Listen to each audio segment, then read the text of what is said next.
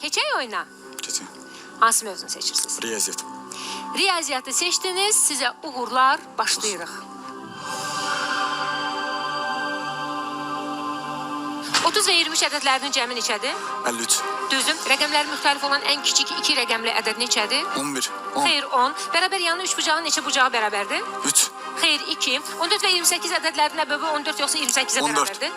Düzdür. Mürəkkəb ədədin ən azı neçə böləni var? 3. Düzdür. İlk 100 natural ədədlərin neçəsi 3-ə tam bölünür? İkisi. Xeyr, 33. 4 bucaqlı prizmanın üzvlərinin sayı nə qədərdir? 8. Xeyr, 6.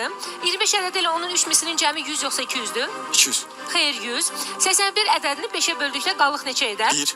Düzdür. Paralelipipidin neçə ölçüsü var? 3. Düzdür. Tərəfi 9 cm olan kvadratın sahəsi nə qədərdir? 81. Düzdür. Bucaqları 50 və 40 dərəcə olan 3 bucağın 3-cü bucağı nə qədərdir? 90. Düzdür. 7 doğru cavabınız oldu.